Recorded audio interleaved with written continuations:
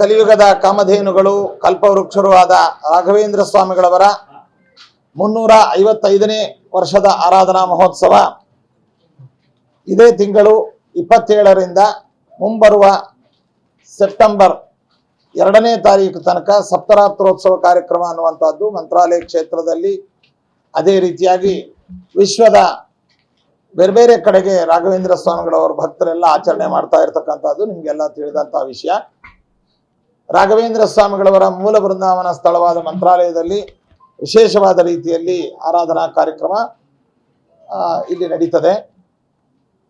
27ನೇ ತಾರೀಕು ಅವತ್ತು ಧ್ವಜಾರೋಹಣ, ಅದೇ ರೀತಿಯಾಗಿ ಉಪಕರ್ಮ ಮೊದಲಾದಂತಹ ಕಾರ್ಯಕ್ರಮಗಳು, ಇನ್ನು ವಿಶೇಷವಾಗಿ ಈ ಧಾನ್ಯ ಪೂಜೆ ಅನ್ನುವಂತಹದ್ದು ಕೂಡ ಅವತ್ತು ಇಲ್ಲಿ ನಡೀತದೆ. ಲಕ್ಷ್ಮೀ ಪೂಜೆ, ಗೋಪೂಜೆ, ಅಶ್ವಪೂಜೆ, ಈ ಎಲ್ಲ ಪೂಜೆಗಳು ಅವತ್ತು ಸಂಜೆ ನಡೀತದೆ.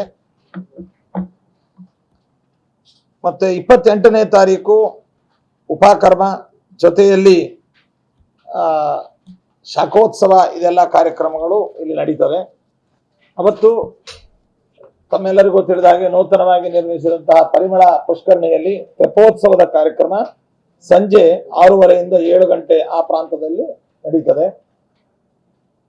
29ನೇ ತಾರೀಕು ರಾಘವೇಂದ್ರ ಸ್ವಾಮಿಗಳವರ ಪೂರ್ವಾರಾಧನಾ ಮಹೋತ್ಸವ.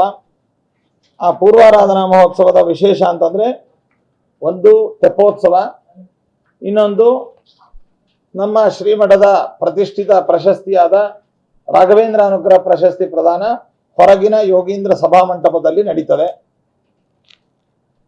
30ನೇ ತಾರೀಕು ರಾಘವೇಂದ್ರ ಸ್ವಾಮಿಗಳವರ ಮಧ್ಯಾರಾಧನಾ ಮಹೋತ್ಸವ, ಅರ್ಥಾತ್ ಅವರು ಅವತ್ತು ಬೃಂದಾವನ ಪ್ರವೇಶ ಮಾಡಿದಂತಹ ದಿನ. ಅಂದು ಬೆಳಗ್ಗೆ ವಿಶೇಷ ಪಂಚಾಮೃತಾಭಿಷೇಕ ಅನ್ನುವಂಥದ್ದು ಸುಮಾರು 9 ಗಂಟೆಗೆ ಇಲ್ಲಿ ಪ್ರಾರಂಭವಾಗ್ತದೆ. ಮೂಲ ಬೃಂದಾವನಕ್ಕೆ ವಿಶೇಷ ಪಂಚಾಮೃತಾಭಿಷೇಕ. ಆ ನಂತರದಲ್ಲಿ ಯಾವ ಸುವರ್ಣ ರಥದ ಒಂದು ಕಾರ್ಯಕ್ರಮ ಒಳ ಪ್ರಾಕಾರದಲ್ಲಿ ನಡೀತದೆ. ಇನ್ನು 31ನೇ ತಾರೀಕು ರಾಘವೇಂದ್ರ ಸ್ವಾಮಿಗಳವರ ಉತ್ತರಾರಾಧನಾ ಮಹಾರಥೋತ್ಸವದ ಕಾರ್ಯಕ್ರಮ. ಪ್ರಾತಃ ಕಾಲದಲ್ಲಿ ರಾಘವೇಂದ್ರ ಸ್ವಾಮಿಗಳವರ ಈ ಉತ್ತರಾರಾಧನಾ ಅಂಗವಾಗಿ ಉತ್ಸವ ಎಂದಿನಂತೆ ಗುರುಸಾರ್ವಭೌಮ ಸಂಸ್ಕೃತ ವಿದ್ಯಾಪೀಠಕ್ಕೆ ಇಲ್ಲಿಂದ ಮೆರವಣಿಗೆಯ ಮೂಲಕವಾಗಿ ವಾದ್ಯ ವೈಭವಗಳು, ಪಾರಾಯಣಗಳ ಮೂಲಕವಾಗಿ ತೆರಳಿ ಅಲ್ಲಿ ವಿಶೇಷ ಪೂಜೆಗಳನ್ನು ಸ್ವೀಕಾರ ಮಾಡಿ, ನಂತರ ಇಲ್ಲಿ ಬಂದ ಮೇಲೆ ವಸಂತೋತ್ಸವ, ಈ ರಂಗಿನ ಒಂದು ಏನು ಸಮರ್ಪಣಾ ಕಾರ್ಯಕ್ರಮ ಇರ್ತದೆ, ಅದು ವಸಂತೋತ್ಸವ ಒಳಗೆ ಬೃಂದಾವನದ ಸಮೀಪದಲ್ಲಿ ನಡೀತದೆ.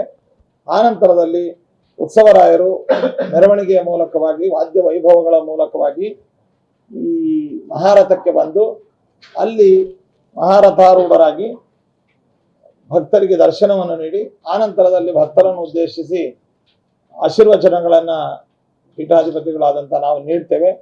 ನಂತರದಲ್ಲಿ ರಥ ಇನ್ನೇನು ಹೊರಡಲಿಕ್ಕೆ ಸಿದ್ಧವಾಗುವಂತಹ ಸಂದರ್ಭದಲ್ಲಿ ಎಂದಿನಂತೆ ಬೆಂಗಳೂರಿನ ಖ್ಯಾತ ಉದ್ಯಮಿಗಳು ಮತ್ತು ಸಾಮಾಜಿಕ ಸೇವಕರು ಆದಂತಹ ಕಿರಣ್ ಅವರು ಹೆಲಿಕಾಪ್ಟರ್ನ ತಗೊಂಡು ಬರ್ತಾರೆ. ಅಲ್ಲಿ ಪುಷ್ಪವೃಷ್ಟಿ, ವಿಶೇಷವಾಗಿ ರಥೋತ್ಸವಕ್ಕೆ ಪುಷ್ಪವೃಷ್ಟಿ ಅನ್ನುವಂಥದ್ದು ನಡೀತದೆ.